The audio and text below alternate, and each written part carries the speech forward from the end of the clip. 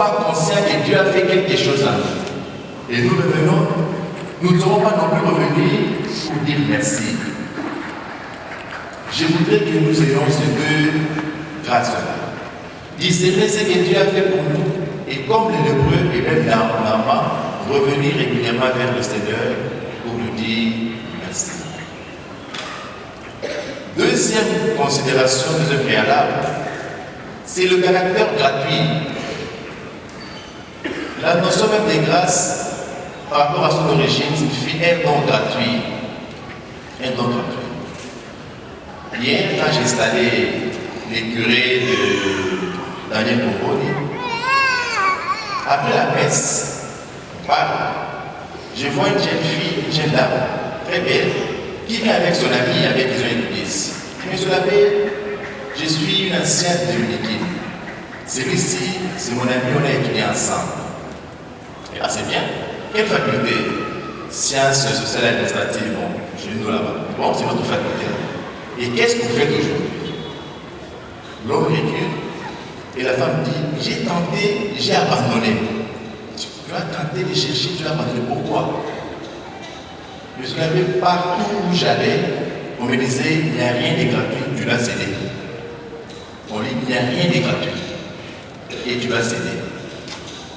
Une parenthèse. Elle est mère des jumeaux, tout petit, 2 ans et demi. Pendant qu'on parlait, le garçon timide se cache derrière sa maman. La fille jumelle, elle me défie de regarder, de sentir, de regarder. Après un moment, il prend son courage. Maman, c'est qui? Et non, c'est tonton l'abbé. Et je le regarde, il regarde sa maman. Il dit, tonton l'abbé, mais pourquoi lui a un robe, toi tu as un pantalon? L'enfant ne comprenait pas, c'était une parenthèse. Elle me regardait, moi j'étais en soutane noir, dans le costume. Ta maman a un pantalon, mon Dieu. Mais pourquoi tonton l'abbé a un robe, toi maman tu as un pantalon? Ah, il dit, réponds à ton enfant. Les gens aujourd'hui disent qu'il n'y a rien de gratuit. On est dans la logique donc-des. Je donne pour que tu me donnes.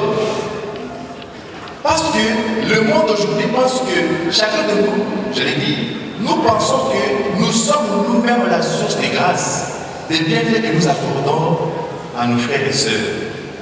C'est pourquoi quand je te donne, j'attends que tu reviennes.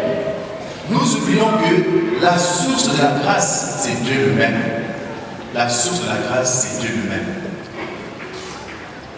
Les deux lectures nous montrent que Dieu reste la source de la grâce, mais il passe par nous, les humains, pour faire du bien aux autres. Dieu est passé par Élisée pour guérir Naaman. Dieu, Jésus-Christ, passe par les Grecs. Il dit aux Hébreux, allez montrer aux Grecs. Il pouvait sur les champs de leur dire, soyez guéris. Mais c'est pour nous responsabiliser. Dit que le bonheur des autres passe par nous. Passe par nous. Je reviendrai sur cela dans le 3e point. Dieu est la source de la grâce. Il doit rester gratuite. Et Dieu veut utiliser chacun de nous pour que sa grâce arrive dans le cœur de la vie des autres. 3e préalable et le dernier, c'est qu'en lisant le texte d'aujourd'hui, on nous montre que la grâce de Dieu, c'est comme une réponse aux questions que nous nous posons. J'ai beaucoup aimé la première lecture du dimanche passé. Là où on disait, Dieu disait à Habakkuk commence par dire à Dieu, j'ai pris tout le temps, mais je n'ai pas de réponse à mes questions. Je te reste fidèle, mais c'est comme si tu ne me vois pas. Dieu lui dit, va écrire cette vision-là. Et ça va se réaliser. Ça va se réaliser. Mais sois patient. Sois patient. Devant nos problèmes, devant les questions que chacun de nous se pose, n'oublions pas que Dieu répond par ses grâces. Une grâce par nature, gratuite, mais nous accorde ce que nous pouvons avoir par nous-mêmes. Si je peux me laver, je ne dirais pas que le fait de me laver c'est une grâce. Peut-être le fait d'avoir de l'eau, parce que je suis incapable de créer l'eau. La grâce, c'est quand Dieu nous donne gratuitement ce que nous pouvons avoir par nous-mêmes. Mais malheureusement, quand cela passe par les humains nous taxent, nous imposent les reconnaissances. N'oublie pas que si tu es devenu cela, c'est grâce à moi.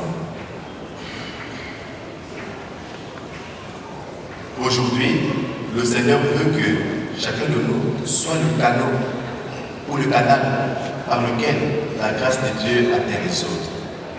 Je voudrais aujourd'hui insister sur quelques conseils pratiques.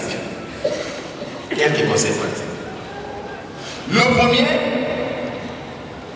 Dieu n'accorde ses grâces que à ceux-là qui ont le cœur ouvert pour croire en lui. À ceux-là qui ont le cœur ouvert pour croire en lui. Quand Naaman était encore très loin, il n'avait pas reçu la grâce de guérison. C'est quand il est arrivé vers Élisée, auprès des dieux d'Israël, que la grâce lui a donné. Lorsque les lépreux étaient encore loin, il n'était pas guéri. Mais c'est lorsqu'ils sont arrivés, ils ont rencontré le Seigneur, même s'ils étaient à distance, qu'ils ont reçu la guérison.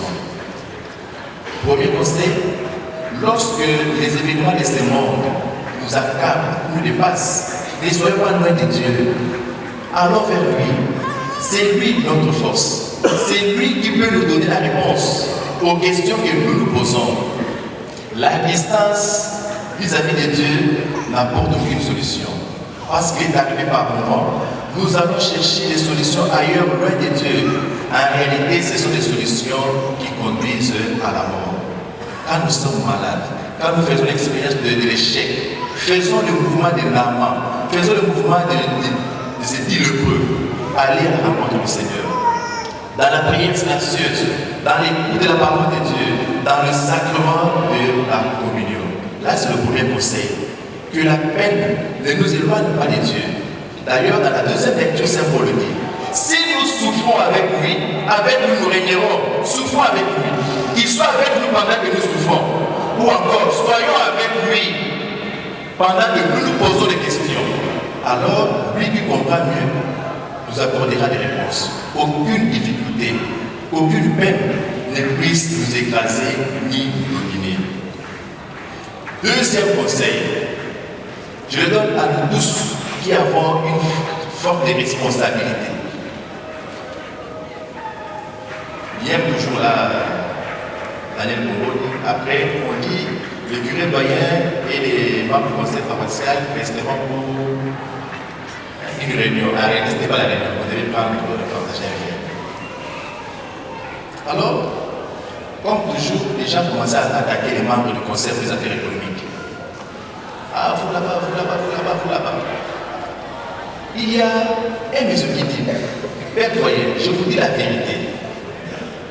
Moi là, je suis modérateur. Mais dans l'équipe, j'ai mon responsable, mon directeur. Conséquence, il veut que tout ce qu'il dit, là, je l'accepte. Si je refuse ici à la paroisse, je suis sûr qu'au bureau, là, il m'interpelle. Tu auras une demande d'explication d'une manière ou d'une autre. Demande d'explication. Parce que c'est moi qui t'ai aidé à être là-bas comme ce poste-là d'un conseil financier. Alors, ici à la paroisse, n'ose même pas ouvrir ta bouche. La grâce de Dieu en libre. C'est comme ça que le Seigneur conclut l'évangile. Il dit, va, ta foi t'a sauvé. Jésus n'a pas retenu comme disciple. Même dans la première lecture, lorsque Naaman amène les présents, Élisée refuse. La seule récompense ou l'expression de gratitude qu'on peut donner à Dieu, c'est l'action de grâce. Il dit merci. Naaman a refusé. Mais chaque fois que nous faisons du bien aux autres et nous faisons d'eux nos esclaves, sachons-le que ce bienfait-là n'a aucune valeur devant Dieu. Comme ces membres du Conseil des affaires économiques disent, mais je ne peux pas oser, c'est mon chef. Si j'ose là, c'est fini. Donc, la maison, je paye. La scolarité des enfants, c'est parti. La grâce de Dieu qui passe par chacun de nous doit rendre libres les autres. Au cas contraire, nous constituons aujourd'hui la figure des pharaons. Les fils d'Israël vont en Égypte pour chercher à manger. Malheureusement, ils sont transformés en esclaves. Ne les faisons pas, même psychologiquement. Que personne ne soit dépendant de nous. Lorsque nous les faisons, nous avons aidé quelqu'un et nous continuons à garder la même ligne sur la personne-là, nous devenons des pharaons. La personne entre malheureusement en Égypte. Faisons sortir les autres d'Égypte. Ils emporteront tous les or, tout l'or et les diamants, toutes les autres choses de valeur pour leur propre vie. Là, c'est la deuxième considération. Soyons des canaux par lesquels Dieu accorde des grâces, mais non pas des prisons pour les autres. Troisième conseil pratique. Je nous invite à la force lorsque les épreuves arrivent. Souvent nous abandonnons. Élisée avait demandé à Naaman d'aller se jeter 7 fois dans la mer. D'abord il a hésité, puis il a obéi. Nous aussi, lorsque nous marchons, nous cherchons la grâce du Seigneur. Nous ne savons pas par quelle voie il va nous l'accorder. Soyons persévérants. Nous pourrions rencontrer sur la route des épines, des adversités, des contradictions, même des personnes qui vont nous décourager. Restons persévérants pour qu'à la fin de notre vie, nous ayons des motifs de rendre grâce au Seigneur. Dernier conseil qui peut être même le plus important. La capacité de discerner les moments de grâce dans notre vie. Aujourd'hui, ça nous arrive tous par moment. On se réveille dans la journée, on dit qu'est-ce que Dieu a fait pour moi? Lorsque nous faisons le bilan de la journée le soir,